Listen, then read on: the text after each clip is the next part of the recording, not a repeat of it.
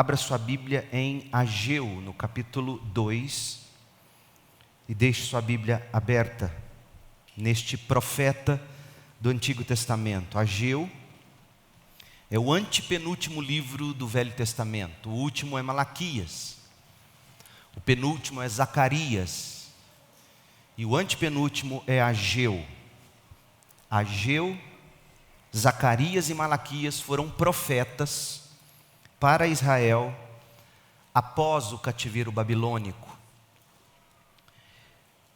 Nesta noite, eu quero que você pense comigo sobre a necessidade de se dominar os pensamentos.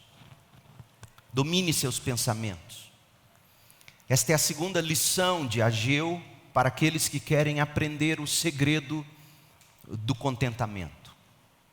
A primeira lição de Ageu foi: defina suas prioridades. A segunda lição é: domine seus pensamentos. Eu quero começar te fazendo uma pergunta: o que te faz feliz? O que te faz feliz? O grupo Pão de Açúcar já te disse que felicidade está nos lugares. Por exemplo, em um supermercado, que é aquele supermercado específico, lugar de gente feliz. O que te faz feliz? Lugares. De fato, um supermercado é lugar de gente feliz. Foi o que nos disseram, até que veio a Covid-19. Veio a pandemia. E as pessoas não puderam sair de casa ou ficaram com medo de sair de casa, até mesmo para comprar a cesta básica de alimentos. E agora? Se supermercado é lugar de gente feliz, mas você não pode sair de casa, como é que você vai ser feliz? Bem, não sei se você percebeu, mas a rede de supermercados deu um jeito. E em julho de 2020, no olho do furacão da pandemia, o grupo Pão de Açúcar lançou uma nova campanha publicitária. Ela foi criada por uma grande agência, em parceria com outra, com o título: Não mais lugar de gente feliz. Já que você não pode sair de casa e ir para o lugar de gente feliz, então qual é o lema agora? Felicidade pode ser tanta coisa. Felicidade pode ser tanta coisa. E aí eles estrearam um novo conceito de comunicação da marca, com ações inspiradas no comportamento de consumidores naqueles meses iniciais da pandemia. A ação institucional aconteceu com o objetivo de, abre aspas, estimular as felicidades redescobertas no momento atual, fecha aspas. Estimular as felicidades redescobertas no momento atual. Você percebeu? Felicidade agora não está apenas em lugares, mas, como diz a campanha, felicidade pode ser tanta coisa. E tem um detalhe: o fundo musical é uma música bonitinha, gostosinha de ouvir. I can see it clear now, the rain is gone. Posso ver agora, a chuva passou. E o comercial convencendo você de que felicidade pode ser tanta coisa, já que agora você pode ver que felicidade pode ser tanta coisa. Mas é mesmo assim? Felicidade pode ser tanta coisa, ou felicidade está em locais? Quer dizer mesmo que felicidade é um objeto? Felicidade é um recorte? Felicidade é um momento? Felicidade é um lugar? Felicidade é um fim em si mesma? O que é felicidade? Se é assim mesmo, gente, ninguém jamais será verdadeiramente feliz e nunca ficará contente. Porque se felicidade estão em lugares, seus olhos sempre estarão atentos para outros melhores do que aquele no momento. Se a felicidade pode ser tanta coisa, ou todas as coisas, acaba que felicidade é coisa nenhuma. Porque quando algo é tudo, acaba sendo nada. Sempre haverá outra opção, outra coisa, outro lugar, outro modo, outro jeito. E o texto bíblico que nós temos para hoje à noite vai deixar claro que felicidade, que contentamento não estão em lugares. Tampouco felicidade poderá ser tanta coisa. Leia o texto comigo, Ageu 2, de 1 a 9. Então, em 17 de outubro desse mesmo ano, o Senhor transmitiu outra mensagem por meio do profeta Ageu. A primeira foi lá no capítulo 1, a partir do verso 1. Terminou no versículo 11. No versículo 12 até o versículo 15 do capítulo 1 foi o povo respondendo ao sermão de Ageu. E aí 1 mês e 17 dias se passou desde que eles resolveram mudar. E eles voltaram a estaca zero de novo. Então, em 17 de outubro desse mesmo ano, o Senhor resolveu pregar outra mensagem através de Ageu. Diga ao governador de Judá, Zorobabel, filho de Sealtiel, e ao sumo sacerdote Josué, filho de Jeozadaque, e ao remanescente do povo, diga o quê? Verso 3. Algum de vocês se lembra deste templo em sua glória antiga? Como ele lhes parece agora em comparação com o templo anterior, aquele que os babilônios destruíram? E agora eles reconstruíam um segundo templo e Ageu, em nome de Deus, está dizendo, em comparação com aquele que vocês conheceram, como é esse agora que vocês estão construindo? E Ageu responde pelo povo, porque sabia ler o coração de seu povo. Deve parecer insignificante, né? Mas assim diz o Senhor: seja forte, governador Zorobabel, seja forte, sumo sacerdote Josué, filho de Jeozadaque, sejam fortes todos vocês que restam na terra, mãos à obra, pois eu estou com vocês, diz o Senhor dos exércitos. Meu espírito habita em seu meio, como prometi quando vocês saíram do Egito. Portanto, não tenham medo, pois assim diz o Senhor dos exércitos: em pouco tempo sacudirei novamente os céus e a terra e os mares e a terra seca. Sacudirei todas as nações, e os tesouros das nações virão para este templo. Encherei este lugar de glória, diz o Senhor dos exércitos. A prata e o ouro me pertencem, diz o Senhor dos exércitos. A glória deste novo templo será maior que a glória do antigo, diz o Senhor dos exércitos. E neste lugar estabelecerei a paz, eu, o Senhor dos exércitos, falei. Esta é a palavra do Senhor. Em mensagens anteriores, nós já estabelecemos e revisamos o contexto desta passagem bíblica. O que faremos agora será examinar as palavras de Ageu 2 que acabamos de ler, que foram profetizadas aos judeus durante aquele tempo de desânimo, aquele tempo de decepção. As lições ensinadas aqui, gente, poderão ajudar você além da conta. E veja que isso é mais comum do que a gente gostaria que fosse.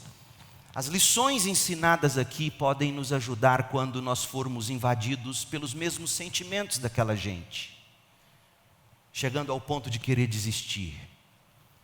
Porque geralmente é assim mesmo que acontece. Como? Você é despertado para abandonar o pecado, abandonar a velha vida.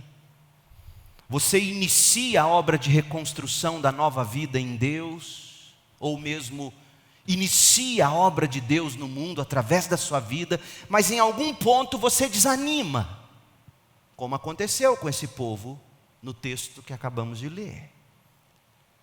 E quando vier o desânimo, e quando vier a decepção, e quando bater de novo o descontentamento, o que fazer? A lição é simples, mas ela é trabalhosa. A lição é: domine seus pensamentos. Mas nós estamos nos adiantando, vamos por etapas.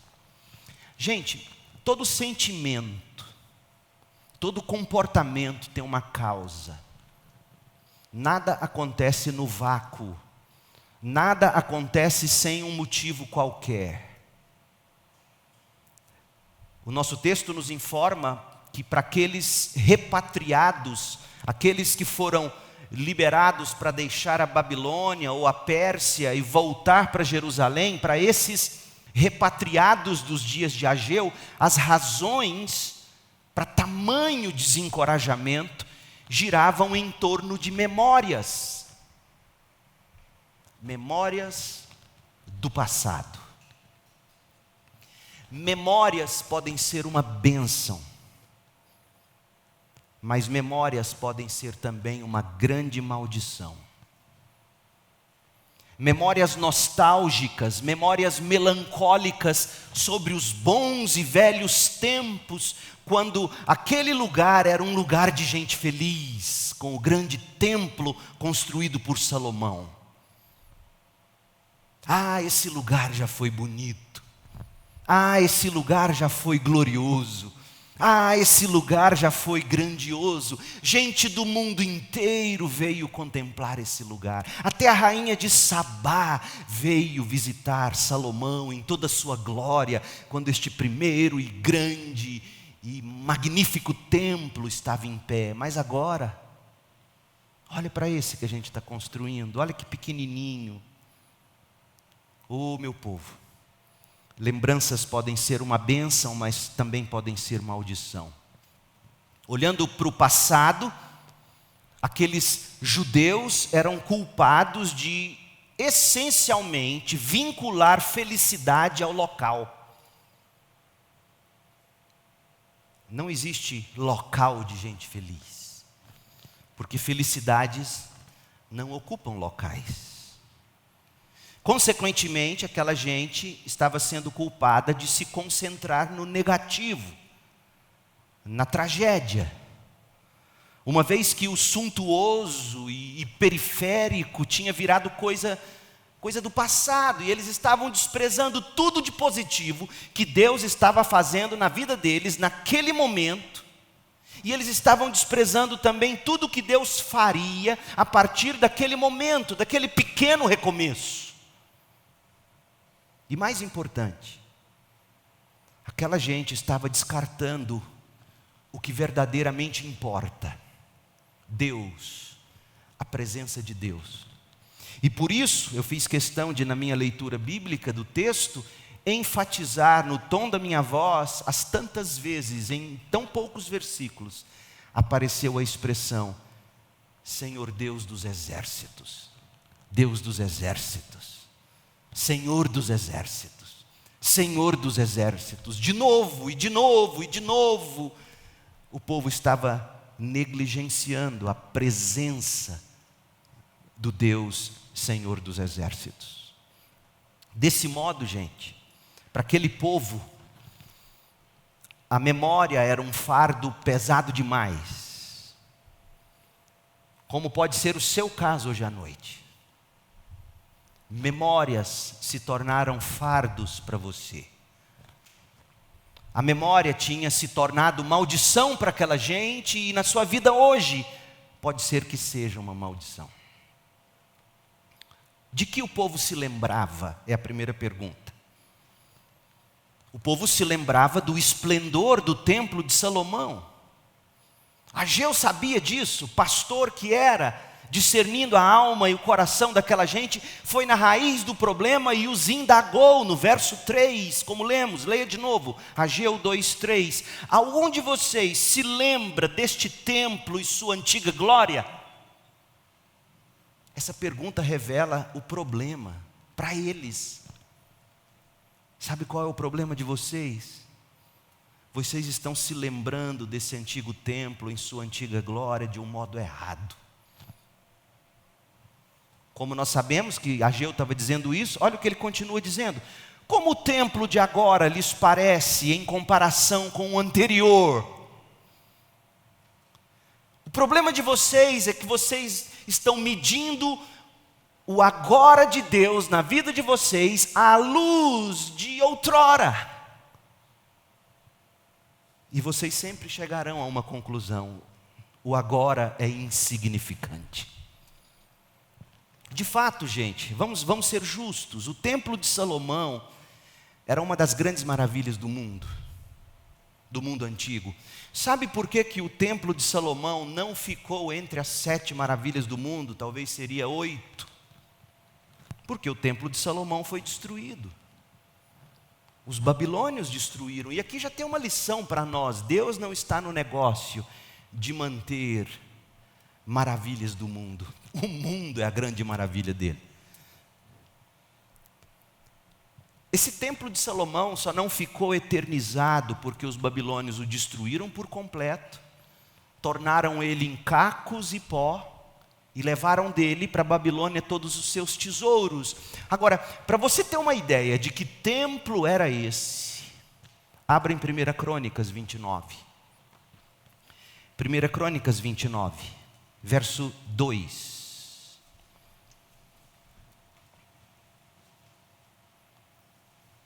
Verso 3, na verdade.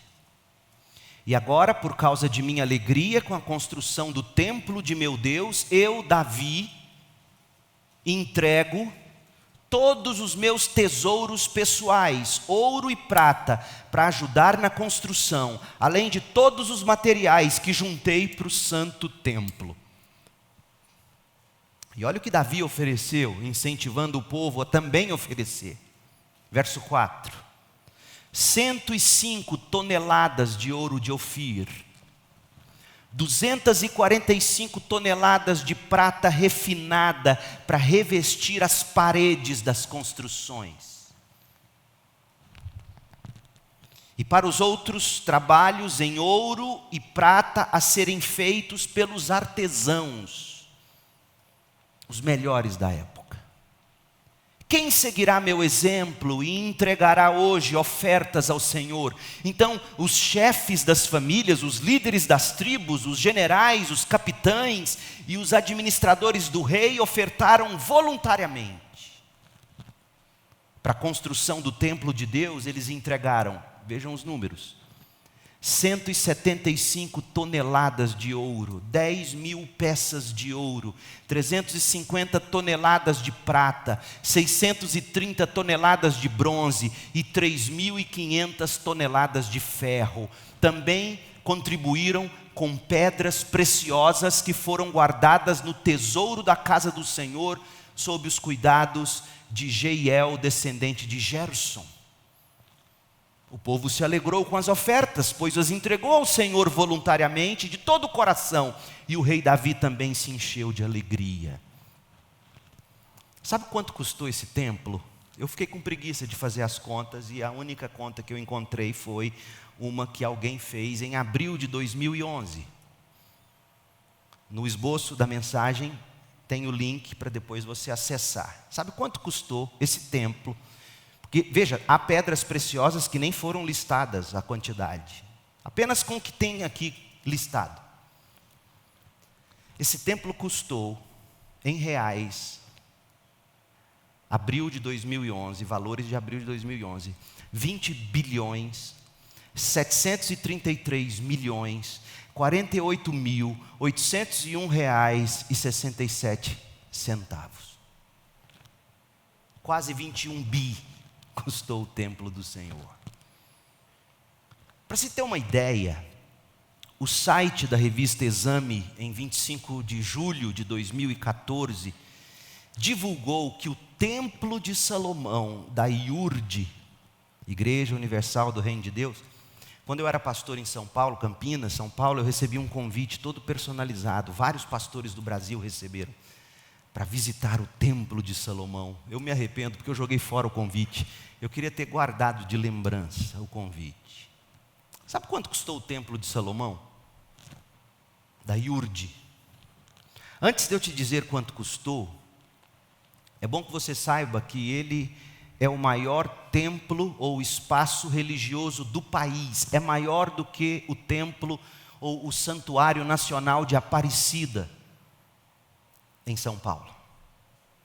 Aparecida, em São Paulo, tem 23,3 mil metros quadrados de área construída. O Templo de Salomão, da IURD, tem 100 mil metros quadrados. A obra da IURD durou 4 anos e custou 680 milhões de reais. Mas o templo original, o de Salomão, a preço de 2011, custou 21 bilhões de reais. De volta a Ageu. As mesmas pessoas que viram o templo de Salomão, glorioso, em todo o seu esplendor, essa mesma gente, mais velhos, 50 anos depois, talvez foram para a Babilônia quando estavam na casa dos 20, talvez dos 30, talvez adolescentes, pré-adolescentes, essas mesmas pessoas que viram o glorioso templo de Salomão, olhavam agora para aquele templo que eles estavam construindo, e aquilo tudo parecia aos olhos deles uma grande humilhação. Parecia tão pequeno, parecia tão pobre em comparação com o templo maravilhoso que foi destruído por Nabucodonosor, que eles prantearam, eles choraram estridentemente, como nós lemos em Esdras, hoje de manhã, Esdras 3, de 9 a 13. Os que conheceram a glória do primeiro templo e agora viam as bases tão pequenininhas do segundo templo, choravam melancolicamente. Os jovens que não viram o primeiro, mas alegres pela construção do segundo, sorriam e cantavam em louvor. Para os trabalhadores envolvidos, para a gente de Judá, o que importava não era a presença de Deus. O que importava era o esplendor do templo. Por isso Ageu vai na jugular. Ageu pergunta: sabe qual é o problema de vocês? Ageu 2:3. Vocês estão comparando esse segundo com a glória do primeiro. Por isso é insignificante. Vocês só conseguiam ou conseguem se lembrar com nostalgia da grandeza e da majestade da construção, não do que a construção de fato representa. E o que representava o templo, o primeiro templo, o que representaria o segundo templo, a aliança de Deus com o povo, a presença de Deus com o povo. E a presença de Deus era o que importava. Mas esse povo se lembrava da pompa, da suntuosidade do passado. A segunda pergunta é: de que o povo se esqueceu? Eles se esqueceram do mais importante, como eu já disse, de Deus, da presença de Deus. Agora, gente, não que Deus não estivesse com eles no primeiro templo. Deus estava lá no primeiro templo. Deus esteve lá até o momento em que levantou e enviou a Babilônia para expatriar, para levar o povo em exílio. Mas Deus também estava com o povo naquele segundo templo, assim como esteve no primeiro. Mesmo que o segundo templo fosse muito mais humilde em termos de pompa e tamanho. Ouça o que Ageu disse, Ageu 2:4. Mas assim diz o Senhor.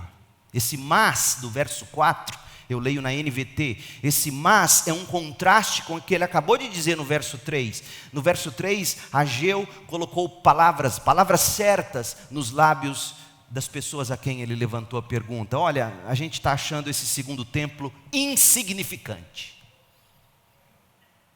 Aí vem o verso 4.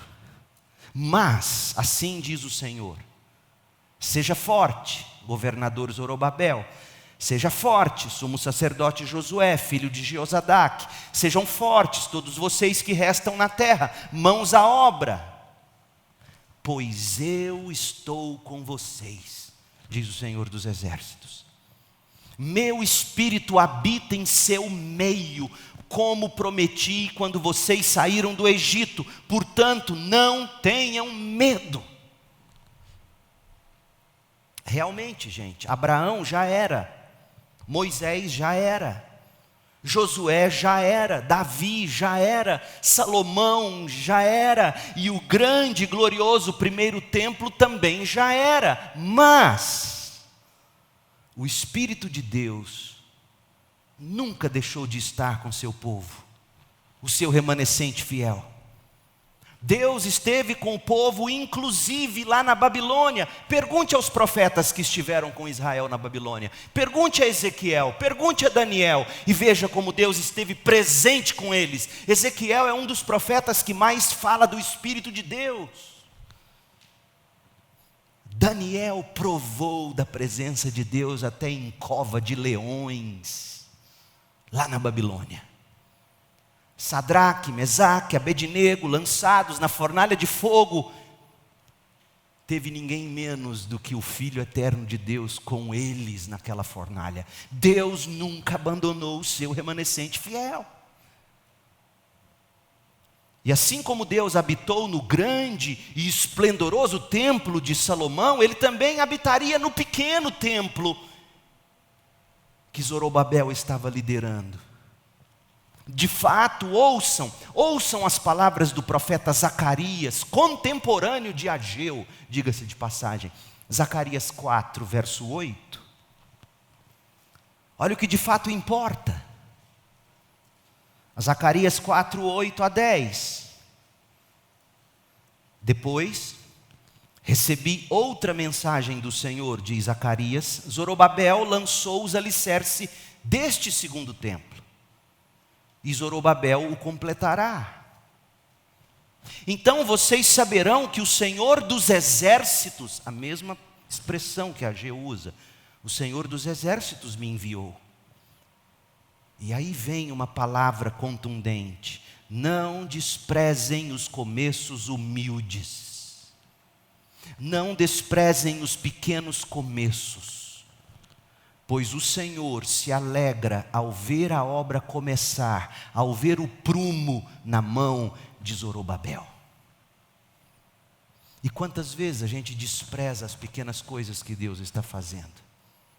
Quantas vezes você já deve ter desprezado o culto naquela igrejinha pequena, sem a pompa das grandes celebrações, dos grandes ministérios? Porque o que importa para Deus é Ele estar no negócio. Trocando em miúdos o que Zacarias disse, o que para os olhos dos homens era insignificante, era pequeno, como Ageu disse, que eles estavam enxergando, Ageu 2:3, o que para os olhos dos homens parece insignificante, para Deus, era a maneira de Deus fazer sua obra acontecer pelo Espírito. Porque Deus não divide a glória dele com ninguém. Neste mesmo contexto, olha o que Zacarias disse, 2 versos antes dos que a gente leu agora. Zacarias 4, 6 e 7. Zacarias 4, 6. Olha o que Deus diz através de Zacarias.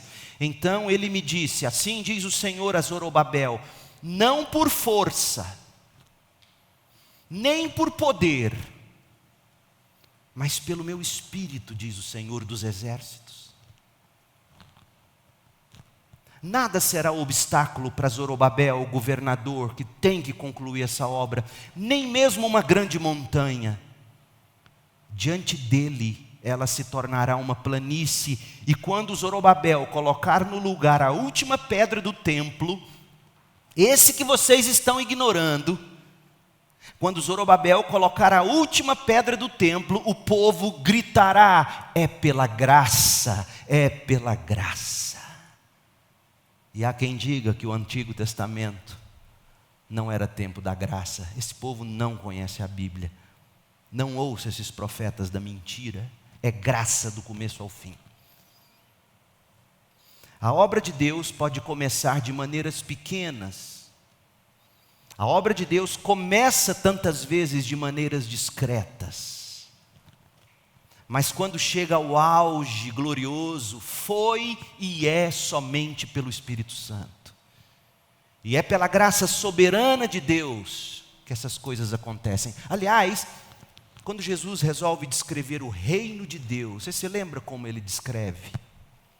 ele sempre descreveu, nas parábolas do reino, em Mateus 13, Jesus sempre descreveu o reino de Deus como tendo um pequeno e insignificante começo aos olhos dos homens.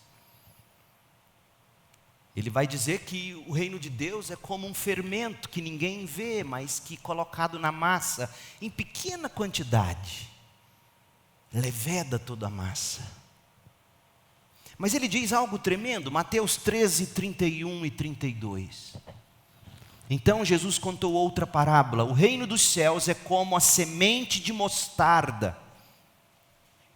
Eu nunca vi semente de mostarda, mas eu vi gergelim. Já viu o tamanho do gergelim?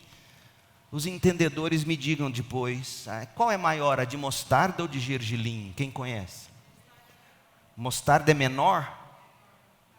Não sei. Tenha certeza na resposta, por isso eu estou perguntando. Menor? A mostarda é ainda menor, mas gergelim é pequeno bastante. O reino de Deus é assim. E aí você semeia num campo, pequeno, insignificante, a olhos nus, quase imperceptível. É a menor de todas as sementes, mas se torna a maior das hortaliças, cresce até se transformar em árvore, e vêm as aves e fazem ninho em seus galhos, cresce tanto que serve de ninho para abençoar os passarinhos. Se não for pelo Espírito Santo, Deus vai abominar a obra. Sabe por quê? Porque Ele não será glorificado. Portanto, gente, melhor que seja pequeno, melhor que seja desprezível aos olhos humanos, mas pelo Espírito. Por isso, nós não fazemos questão, e Orlando sabe disso, Orlando está na mesma página que eu, não fazemos questão que se toque aqui na frente, que se cante aqui na frente, só porque toca bem ou canta bem, mas tem uma vida torta. Gente de vida torta, a gente vai eliminando daqui da frente. Porque para Deus não é a pompa da bela voz, apesar de Deus gostar de qualidade. Não é a pompa dos grandes e belos instrumentos. Melhor que seja pequeno, melhor que seja desprezível aos olhos humanos, mas pelo Espírito, obra da graça soberana, do que pomposo, grandioso, mas na carne, para a glória do homem. A história da morte de Uzá, parceiro de Aiô, quando Davi transportava a arca de volta para Jerusalém, é um exemplo do que a gente está dizendo. 2 Samuel 6, 1 Crônicas 13. Não é de qualquer jeito. Você não vai metendo a mão nas coisas de Deus de qualquer jeito, mesmo que bem intencionado. Meu povo, o que mais importa para Deus é a presença de Deus e o jeito de Deus. Não é a pompa dos homens. O que mais importa é que seja no espírito e não na carne. Eu gosto do contraponto que o autor de Hebreus faz em Hebreus 13, 5. Hebreus 13, 5 diz: não amem o dinheiro, parem de amar o dinheiro.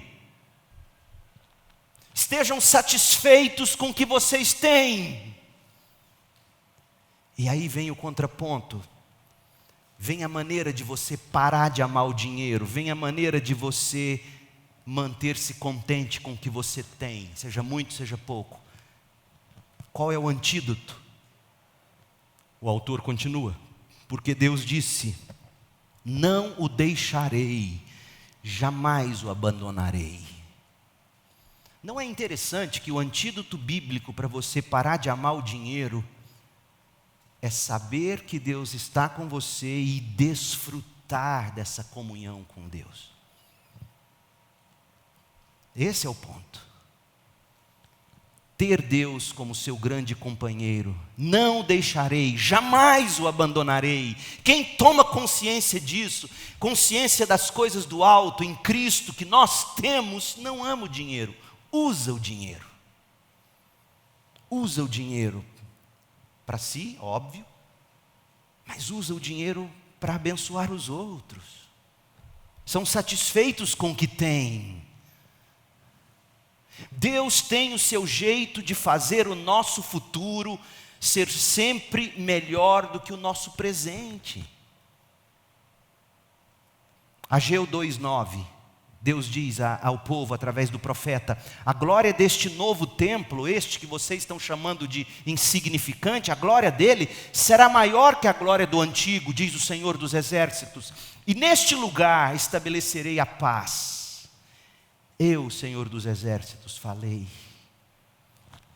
Mas se nós ficarmos nos lembrando do passado, pela ótica e pelos encantos do coração pecaminoso, e nos esquecermos de que o que realmente importa é a presença de Deus, é a glória de Deus que se destaca em nossa fraqueza, nós jamais provaremos do vinho novo de Deus, e o vinho novo de Deus é sempre melhor. Então nós vimos do que aquele povo se lembrava, e eles se lembravam da pompa do passado. Nós vimos do que eles se esqueceram da presença de Deus. E por fim eu quero que você veja comigo em que Ageu os fez pensar. Em que Ageu os fez pensar. Ageu vai revelar no que ele fez o povo pensar. E ao revelar isso para a gente, ele vai mostrar para nós o modo como ele encorajou aquele povo e como Deus ainda nos encoraja pelo Espírito. O que a gente aprende? Deixa eu te mostrar 3 coisas aqui. Primeiro, descarregue o seu coração do peso do passado. O seu presente, o seu futuro nunca serão, nem precisarão ser como foi o seu passado. Meu povo, se eu fosse olhar para o meu passado, um pai alcoólatra, que nunca se manteve fiel à minha mãe. Uma mãe que nunca cresceu e foi uma eterna adolescente, e que sempre, apesar de excelente mãe que foi, sempre provocou a ira dos filhos. Se eu for olhar para uma mãe que morreu literalmente dopada de medicação psicotrópica, o meu futuro estaria fadado a crer que eu seria um alcoólatra, adúltero, viciado em medicamentos. Meu futuro não tem que ser como o meu passado, e não será, nem o seu.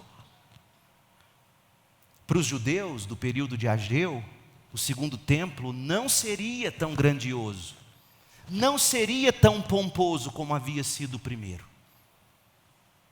E Ageu faz questão de mostrar isso. Verso 3: algum de vocês se lembra deste templo em sua antiga glória? Como ele se parece agora? Em comparação com o anterior, deve parecer insignificante, porque sempre quando você tem um referencial para comparação, não vai prestar o negócio. E aí você começa a comparar sua esposa com outras esposas. Ah, mas fulana é mais isso, fulana é mais aquilo. E você começa a comparar o marido, e você começa a comparar os filhos, e você começa a comparar os pais, e você começa a dizer para o pai: mas o pai do fulano deixa. E você nunca vai entrar em contentamento. Deus tem seu próprio jeito de fazer novas todas as coisas. E as maneiras de Deus fazer novas todas as coisas raramente são instantâneas. As maneiras de Deus agir são processuais, progressivas, raramente instantâneas. Geralmente, o que nós plantamos, outros vão regar e outros vão colher. Mas Deus vai dar o crescimento. E eu penso que tantas vezes é assim, porque Deus não quer nos ver amando mais os métodos do que o mestre, mais a doação do que o doador, mais o templo do que o todo-poderoso. Por isso que Deus faz tudo como Ele faz, lentamente. Aquele povo de Zorobabel reconstruiu o segundo templo, sem pompa. Foi Herodes, nos tempos dos romanos, Herodes, anos depois, que pegou aquele templo e deu aquela reformada no templo, e ele ficou belíssimo a ponto de um dia os discípulos com Jesus andarem, olharem para aquela grande construção e falar: isso aqui será que vai cair um dia? Mas o povo de Zorobabel viu um negocinho pequeno. E a primeira lição que eu tiro, e você deve tirar, é: descarregue seu coração do peso do passado. Descarregue seu coração dos lugares.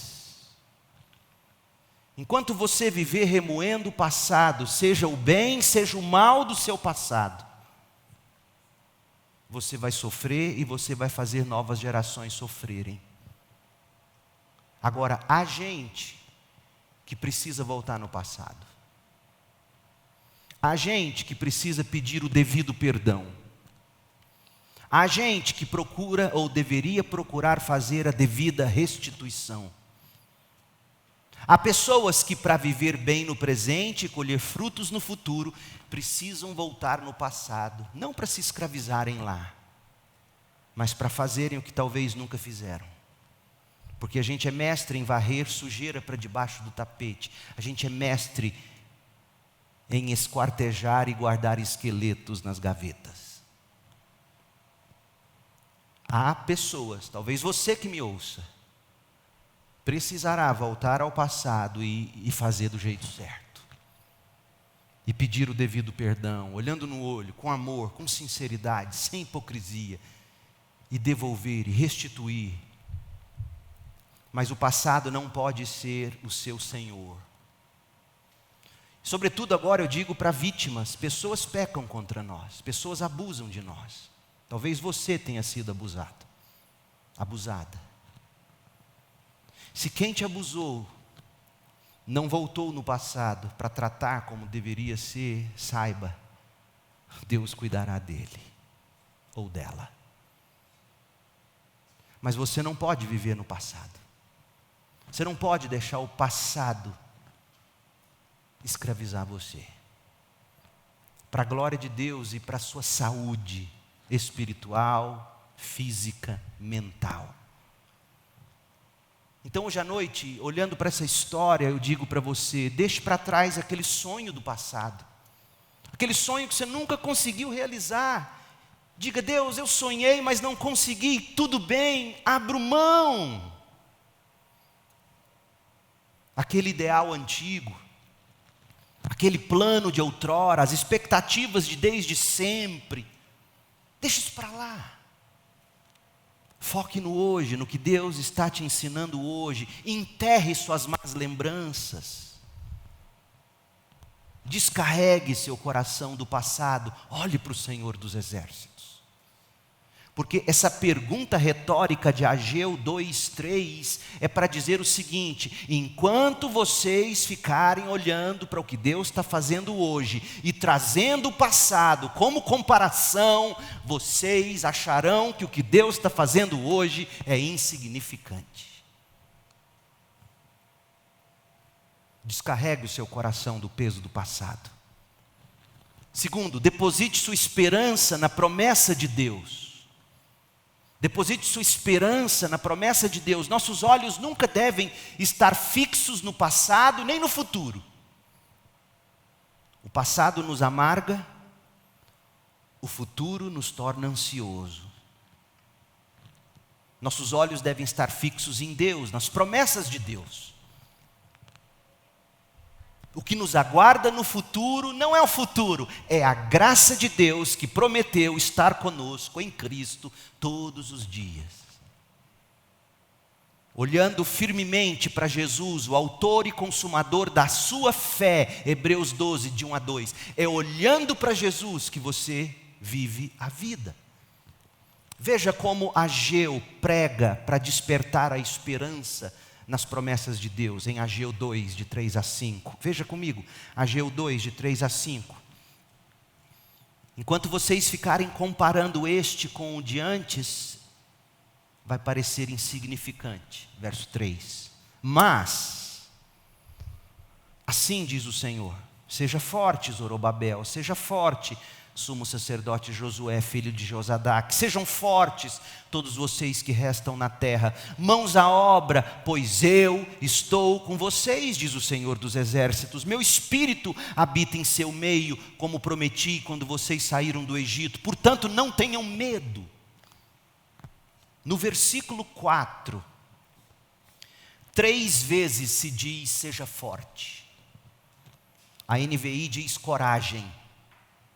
Seja forte, governador Zorobabel. Seja forte, sumo sacerdote Josué. Seja forte, povo de Deus. E no versículo 5 a gente lê, não tenham medo. Pergunta, seja forte por quê? Coragem por quê? Não tenham medo por quê? O medo os tinha paralisado em tão pouco tempo. O medo os estava fazendo esmorecer, fraquejar, entregar os pontos e pior, contaminando as próximas gerações. Mas a pergunta persiste, medo de quê? Esmorecendo por quê? Lembra que hoje de manhã a gente disse que a incredulidade é a raiz do descontentamento? E a incredulidade não produz apenas o fruto do descontentamento, a incredulidade produz o fruto do medo. O descontente é alguém que no fundo também é medroso. O descontente tem medo de nunca mais conseguir ser feliz. Já que fizeram isso comigo, já que o que eu estou fazendo agora é insignificante perto do que um dia eu tive e perdi. Medo de nunca mais conseguir ser feliz, medo de não se realizar como antigamente, tendo apenas aquele segundo templo que aos olhos deles, e pelo padrão de outrora, parecia insignificante. Era medo também de não conseguir prosseguir em face dos constantes ataques dos samaritanos. Medo de não ser feliz, medo de não ser deixado em paz. Esmorecendo porque a realidade do presente não condizia com as experiências do passado e nem com as expectativas do coração. Quando a gente traz expectativas que não são bíblicas ou divinas, o coração não se contenta. Mas ainda havia outra camada mais profunda embaixo desse medo. E nós já dissemos, essa camada se chama incredulidade. Gente, incredulidade gera medo. Medo de não se estar seguro. Medo de não ser feliz. O medo te paralisa. O medo te impede de prosseguir. O medo mina suas forças. O medo destrói suas esperanças. O medo faz você tocar a vida com os olhos no retrovisor, olhando para o passado, para ver se o ladrão vai chegar de novo, se a doença vai chegar de novo, se você vai perder alguém que ama de novo, remoendo as conquistas dos tempos bons, preso ao passado, preso ao pesadelo do passado, preso às perdas, aos planos que nunca foram concretizados, desgostoso do presente e com medo do futuro. É isso que a incredulidade produz. Mas olha o que Ageu diz, Ageu 2:4, seja forte, coragem, mãos à obra, eu estou com vocês, diz o Senhor dos Exércitos, meu espírito habita no seu meio, como eu prometi quando vocês saíram do Egito, portanto não tenham medo. Deus claramente, gente, Deus não concordava com a avaliação do povo de Ageu. Qual era a avaliação que o povo de Ageu fazia? Eles pensavam que o trabalho do templo era de tão pouco significado, a tal ponto de pensar em desistir. Por outro lado, Deus pensava bem diferente, a tal ponto de dizer, seja forte, coragem, não tenham medo, prossigam, trabalhem. E Deus dá 2 razões para discordar do povo de Ageu. Por que aquela gente deveria continuar? Por que nós devemos perseverar? Deus diz que eles deveriam ser fortes, Deus diz que eles deveriam ter coragem, não temer e avançar, porque Deus estava com eles. Meu povo, o valor de um trabalho aumenta com a dignidade e o prestígio das pessoas que estão dispostas a fazer o trabalho, que estão do nosso lado, trabalhando com a gente. Então, como é que aquele povo poderia menosprezar aquela obra, quando Deus mesmo estava dizendo: eu estou nela, com vocês? Como é que vocês podem dizer que isso é insignificante, se eu estou aqui com as mangas dobradas, trabalhando com vocês? Se Deus está na obra, não importa o que os olhos vejam. Se Deus está agindo na Segunda Igreja Batista em Goiânia, não importa se nós não temos o mais belo dos templos, o louvor mais agradável. Como é que você pode dizer de algo em que Deus está presente, agindo? Isso vale para a sua vida como um todo. Não chame de insignificante aquela obra na qual Deus prometeu estar e está com você. Não chame a maternidade de insignificante. Tem mulheres deixando de ser mulher e mãe porque acham insignificante. E Deus diz: não, essa é a missão que eu dou para você. Ser a melhor mãe do mundo. Então, mãe, você abandonou o trabalho porque não conseguiu conciliar, você não tem conseguido trabalhar, entre aspas, se realizar profissionalmente. Não chame sua vida de insignificante, porque Deus está nessa maternidade. Não chame as rotinas domésticas ou do dia a dia, as rotinas do seu dia de estudos, do seu dia de trabalho, não chame de insignificante, porque Deus te chamou para fazer isso e prometeu estar com você. Como nós somos capazes, isso é de temer. Como é que eu sou capaz de chamar de insignificante aquilo para o que Deus me chamou para fazer, e mais, está comigo fazendo? Não é insignificante, povo de Ageu, não é insignificante, crentes. A maternidade não é insignificante. Insignificante é você trocar o que Deus chama para você fazer em primeiro lugar, em nome de realização. Isso é insignificante. O que será de maior valor? Chegar diante de Deus um dia e dizer: Deus, eu abri mão de casamento, de filhos, mas eu te entrego essa carreira de sucesso. Ou você dizer: Deus, eu abri mão de carreira, de sucesso, te entrego aqui o que eu pude fazer como mãe, como pai. Entrego aqui os meus discípulos que eu fiz para o Senhor. Entrego aqui a vida dedicada naquelas coisas que o mundo chama de insignificante. Fazer discípulos, dar bom testemunho, ser o maior dos servos, ajudar os que mais precisam, socorrer, abençoar. O mundo chama isso de insignificante, e quando a gente faz alguma boa ação, para não ficar tão feio assim, a gente faz selfie e posta no stories, porque a gente quer os louros e os louvores dos homens. Não chame de insignificante o que Deus chama de minha obra na sua vida e através dela. Há valor no trabalho secular, há valor numa mulher que trabalha e serve, mas ela não pode fazer isso em detrimento do que é de fato o grande chamado dela. Não chame de insignificante as pequenas mudanças, os pequenos começos. Você tenta mudar e você tropeça e cai, e você acha que não vai conseguir, até que você diz: você quer saber, eu vou deixar. Não despreze os pequenos começos.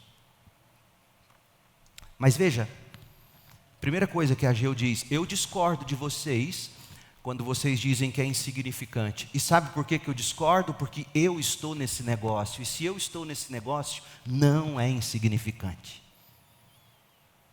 Se eu estou na CIB, não é insignificante essa igreja. Não é insignificante você fazer discípulos. Não é insignificante você dar testemunho. Não é insignificante você deixar de querer ganhar o mundo sob risco de perder sua alma. Não é insignificante, porque Deus está nesse negócio.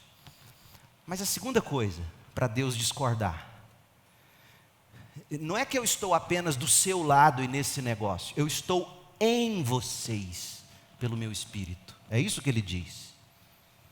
Ageu 2:5, meu Espírito habita em seu meio, como prometi quando vocês saíram do Egito. Portanto, não tenham medo. Gente, essa operação interna do Espírito fica ainda mais clara no capítulo 1. Lá no capítulo 1, no versículo 13, Deus diz: então Ageu, o mensageiro do Senhor, transmitiu ao povo esta mensagem do Senhor: estou com vocês, diz o Senhor. E o Senhor deu ânimo ao governador de Judá. Mas sabe o que diz a Almeida, revista e atualizada nessa versão? E aqui a NVT errou. A Ara acertou. Despertou o espírito do governador de Judá. Deus habitando nele, despertando o espírito de Zorobabel, despertando o espírito do sacerdote, do sumo sacerdote Josué, despertando o espírito do remanescente do povo. E eles começaram a trabalhar na casa de Deus, o Senhor dos exércitos. Meu povo, se pedirmos e crermos nele, Deus não apenas trabalhará conosco, mas trabalhará e agirá em nós, para despertar o nosso espírito e nos dar o coração para aquele trabalho que a gente chama de insignificante. Clame a Deus. Deus, eu acho insignificante a rotina, mas é na rotina que as coisas acontecem. Jesus Cristo, você já parou para pensar? O Filho eterno de Deus que se fez carne, habitou entre nós, começa o ministério dele com 30 anos de idade, ministério público. O que ele fez até 30 anos de idade? Viveu a insignificância dos olhos humanos, a insignificância da rotina. Como um filho, arrimo de família, que trabalhou para sustentar a mãe, a casa, marceneiro. 30 anos dormindo no mesmo quarto que os irmãos, que depois foi chamar ele de doido. 30 anos vivendo ali, aquela rotina que aos olhos de todo mundo insignificante. O diabo, na primeira tentação que faz a ele, até sugere: você não parou para pensar que seu ministério é insignificante? Você quer a glória dos homens? Pule desse templo, faça um espetáculo. E Jesus diz: não. É na cruz. É entregando a minha vida em resgate por muitos. Não é insignificante porque meu Pai está nesse negócio, diz Jesus. Como é que você chama de insignificante aquilo em que Deus está? E não apenas está, Deus está inclusive em espírito, para reviver seu espírito, para acordar seu coração e dizer: olhe, veja, não é insignificante o seu tempo devocional, não é insignificante acordar mais cedo para ler a Bíblia, ou dormir mais tarde para ler a Bíblia e bons livros, não é insignificante fazer as coisas que você tem que fazer. Então Deus diz: olha, eu discordo de vocês. Não é insignificante porque eu estou nisso. Não é insignificante porque o meu espírito está em vocês para incitar seu coração, seu espírito. Mas Deus vai além. No versículo 5, você se lembra o que ele diz? Ageu 2:5. Meu espírito habita em seu meio, como prometi quando vocês saíram do Egito. Uai. Por que Deus traz essa ideia de presença dele com aquele povo, do mesmo modo que Deus esteve com o povo quando o povo saiu do Egito? Em primeiro lugar, óbvio, para dizer que o que estava acontecendo no momento histórico de Israel era um segundo êxodo. Mas em segundo lugar, e tão importante quanto, era para dizer: vocês não precisam temer. Vocês lembram o que eu fiz quando eu tirei meu povo do Egito? Vocês lembram que eu abri, rasguei o Mar Vermelho e o povo atravessou em terra seca? Vocês se lembram, Êxodo 19:4? Vocês viram o que eu fiz com os egípcios? E eu carreguei vocês nas costas, sobre as minhas asas, como a águia carrega os seus filhotes. Em outras palavras, do mesmo modo que eu rasguei o Mar Vermelho, carreguei vocês no colo, coloquei vocês na terra prometida, eu estou aqui cuidando de vocês. Então eu discordo, não é insignificante. Eu estou com vocês com o mesmo poder. O problema é o referencial de vocês. Corações cheios de cobiça. Eu vou usar todo o meu poder divino, como eu fiz no Êxodo, para ajudar vocês, para fortalecer vocês. Então, coragem, trabalhem, não temam. Oh, meu povo, a solução para o seu descontentamento, primeiro, é descarregar o passado. Paradigmas, comparações, sepultar as más lembranças. Mas em segundo lugar é você colocar os olhos nas promessas de Deus. Eu estou com vocês, eu estou em vocês, eu estou nesse negócio com o mesmo poder que eu estive quando eu tirei o povo do Egito. Agora o que Deus faz? A gente não conhece a Bíblia, a gente não lê a Bíblia como deveria. Mas o judeu, quando estava lendo aqui Ageu 2, de 3-5, sabia de onde o profeta Ageu estava tirando suas palavras. Olha o que o profeta Ageu diz, Ageu 2:5. Primeiro ele vai dizer no verso 4, sejam fortes, 4 vezes, sejam fortes, coragem, não tenham medo, mãos a obras. E no verso 5, meu espírito habita em seu meio, como prometi quando vocês saíram do Egito, portanto não tenham medo. Reconstruam esse segundo templo. Você sabia que essas palavras são praticamente as mesmas palavras que Davi disse a Salomão, quando Salomão construiu o primeiro templo? Olha o que diz 1 Crônicas 28.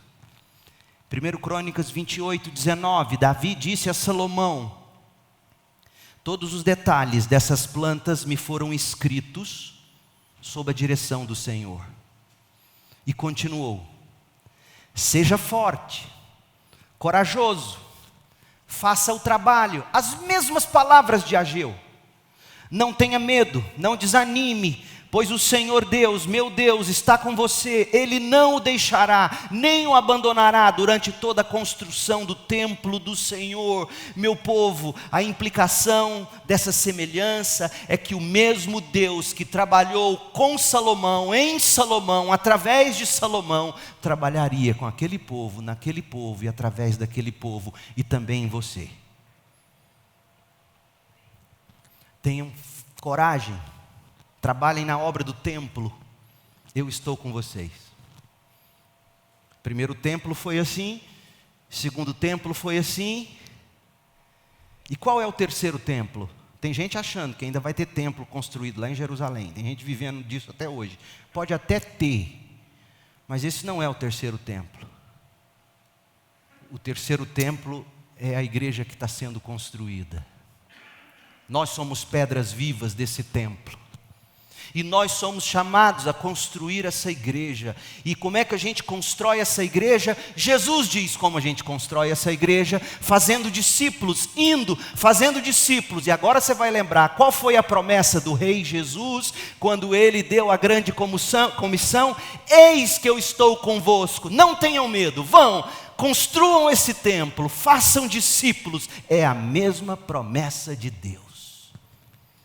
Então não é insignificante você tirar 1 hora, 2 horas ou mais da sua semana, sentar com alguém que não é crente e falar de Jesus. Não é insignificante.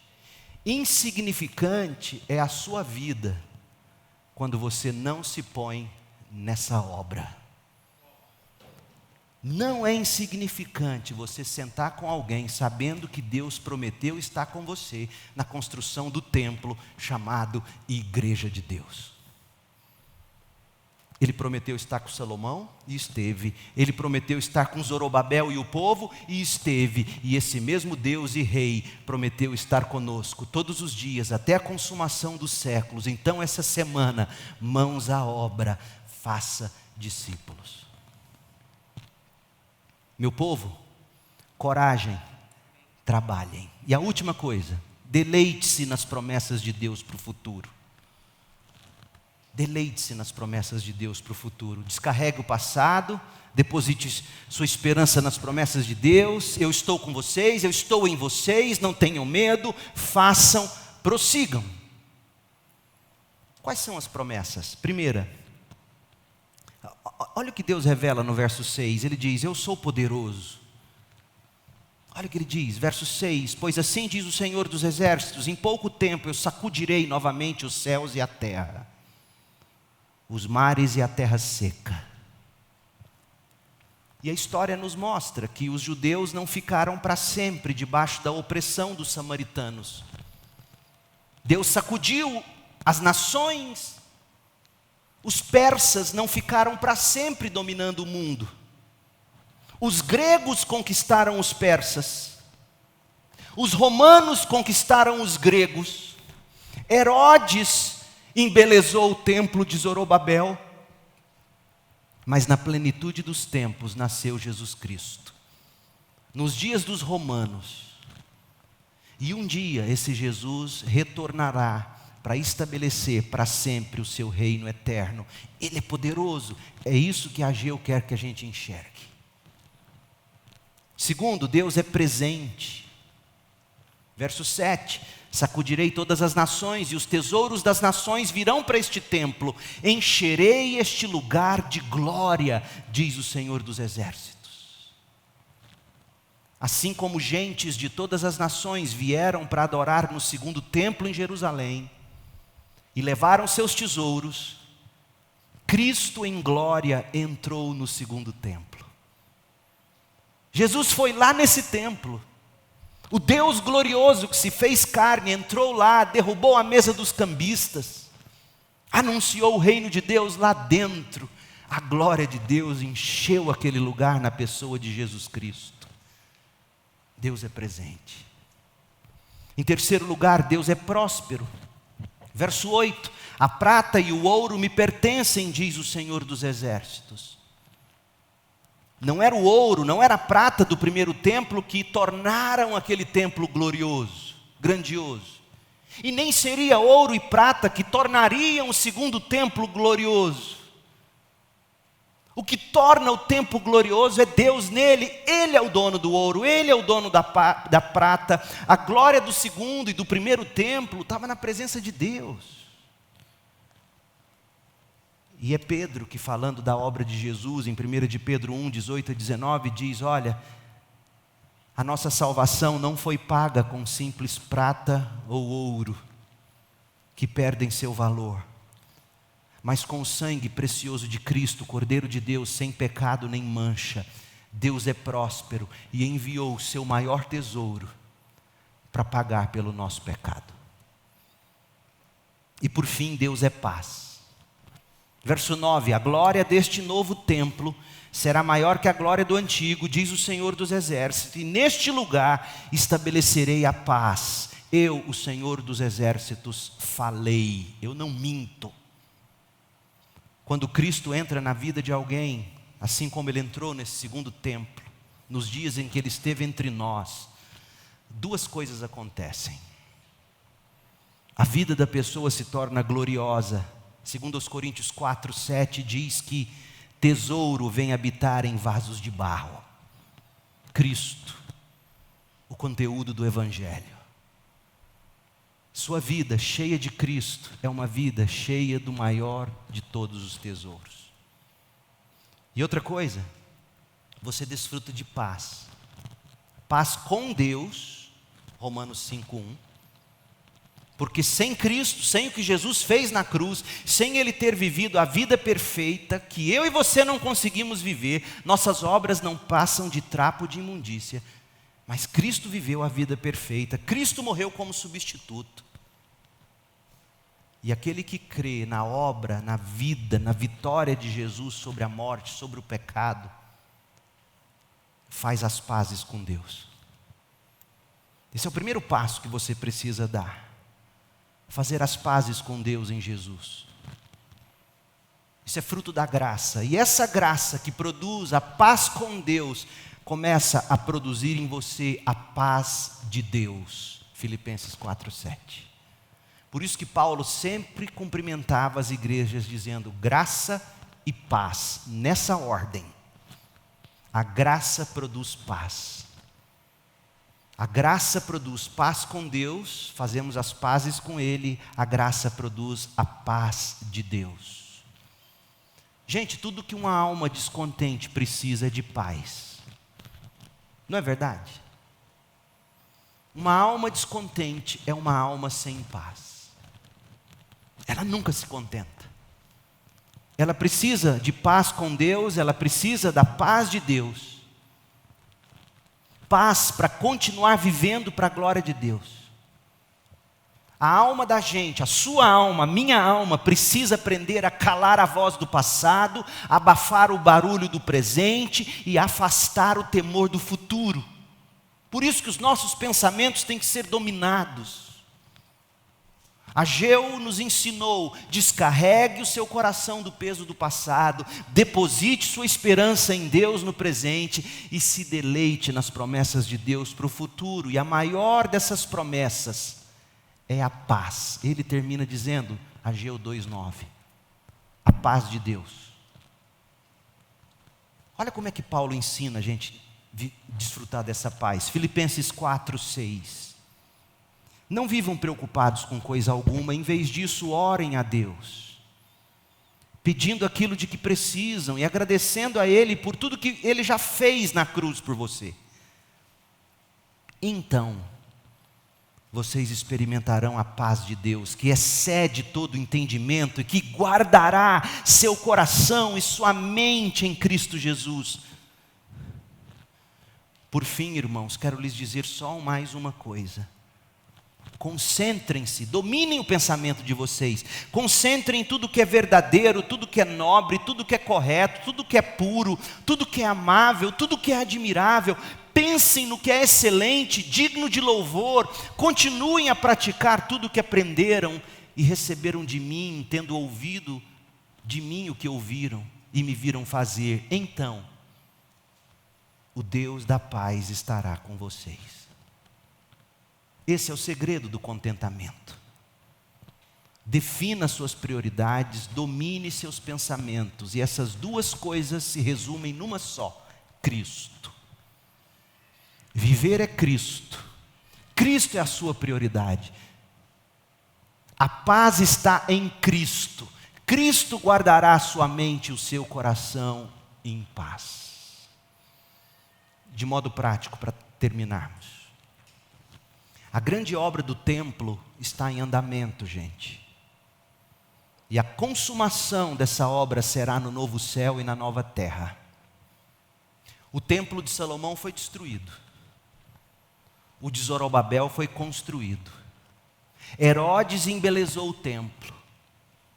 E quando Jesus entrou no templo de Zorobabel / Herodes, Jesus diz em João 2,19, destruam este templo, e ele falava do corpo dele, destruam este templo, e em 3 dias eu o levantarei. Paulo parece sugerir que a igreja é o templo de Deus, tendo Cristo como seu cabeça, 2 Tessalonicenses 2,4, Efésios 2,19-22. Pedro fala em 1 de Pedro 2,5 que nós somos pedras vivas desse templo. Mas o verdadeiro templo estará erguido no novo céu e na nova terra. O verdadeiro templo, Apocalipse 21:22, não vi templo algum na cidade que desceu do céu, pois o Senhor Deus, o Todo-Poderoso e o Cordeiro são seu templo. Mire-se, portanto, na glória que está por vir. E a grande obra do templo hoje, como eu disse, é fazer discípulos. aquilo que de fato importa, tudo para o que Deus nos chama a fazer aos olhos do mundo e do nosso próprio coração, sempre vai parecer insignificante. É insignificante lutar pela santificação, é insignificante fazer discípulos, é insignificante batalhar pela restauração de relacionamentos quebrados pelo pecado, é insignificante trabalhar na edificação da igreja, é insignificante acordar cedo e vir ensinar menino na escola bíblica dominical. Essas coisas parecem insignificantes. Mas Deus, o mesmo Deus que disse estar com Salomão, com Zorobabel, disse para nós em Jesus: eu estou com vocês, não temam, trabalhem, façam discípulos. E a gente precisa desse lugar para a igreja reunir. E a segunda aplicação que se faz é: invista também nesse lugar. São seus dízimos e as suas ofertas que nos permitem ter um lugar agradável, aconchegante, com espaço suficiente, orçamento para mandarmos dinheiro para a Convenção Batista Goiana, que faz a obra dos batistas pelo Brasil e o mundo, missões nacionais, missões mundiais, ou seja, envolve também você ser dizimista, ofertante generoso, participante. Se alguém te perguntar: por que você dá dízimo na sua igreja? Primeiro, porque Deus diz que é assim. Segundo, que através desse dízimo e dessa oferta que a gente sustenta os pastores que nos pastoreiam, os missionários que estão pelo mundo, a estrutura da igreja que a gente precisa ter para receber as pessoas, e tanto mais, que tantas vezes não é feito porque falta orçamento.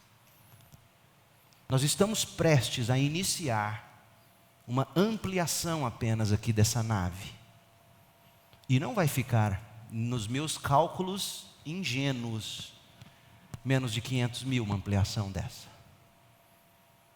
Porque temos que depois acústica, bancos, preço de banco está um negócio impressionante. E nós precisamos, se quisermos fazer de acordo. Então hoje à noite a mensagem do Senhor para você de modo prático: primeiro, envolva-se com o que é significante. O reino de Deus, a sua justiça, fazer discípulos, edificar pessoas com o evangelho. Encontre alguém essa semana, leia a Bíblia com ele, fale de Jesus. Dominar seus pensamentos, enterrar seu passado, colocar sua fé, sua esperança nas promessas de Deus, se deleitar no futuro glorioso que você tem prometido por Deus em Cristo. Mas você talvez diga: pastor, eu não consigo fazer nada disso. É verdade, eu também não. Por isso que esse texto é magnífico. Lembra Ageu 1, de 13 a 14, quando diz que o Espírito fez reviver e despertou o espírito do governador Zorobabel, do sumo sacerdote, do povo. O espírito que inclinou o coração deles para aquela obra é o mesmo espírito que inclina o seu hoje. Então o que te falta hoje é você fechar os olhos e dizer: Deus, eu quero essa vida, mas eu não consigo. Parece tão insignificante para mim. Peça ao Espírito de Deus para reviver o seu espírito, para que você tenha um coração novo, cheio dos planos de Deus, das prioridades de Deus e dos prazeres de Deus. Oremos. Pai, em nome de Jesus, que texto lindo, que história magnífica é esta na Tua palavra. Nós precisamos do Senhor, nós precisamos desse Espírito. Ó Santo Espírito de Deus, venha e faça reviver corações mortos. Ó Santo Espírito de Deus, venha e estimule, incite corações apáticos. Não nos deixe sair daqui com a ideia de que é insignificante a obra do Senhor. Não é. Ó Deus, Só o teu Espírito pode operar esse milagre. Só o teu Espírito. Faça de nós essa gente de espírito revivido no Senhor, em Cristo Jesus, espírito pronto para fazer discípulos, buscar a santificação, sem a qual ninguém te verá, ó Senhor Deus dos exércitos. Espírito para esta obra, para este trabalho, para o ministério desta igreja. Espírito para o que o Senhor está fazendo no mundo e ainda poderá fazer através de nós. Nós oramos, certos de que o Senhor pode e faz muito mais do que pedimos ou pensamos, conforme o teu poder que opera em nós. Ó Espírito de Deus, salve vidas, santifique vidas e sacie a nossa vida em Jesus. Em nome de quem oramos. Amém.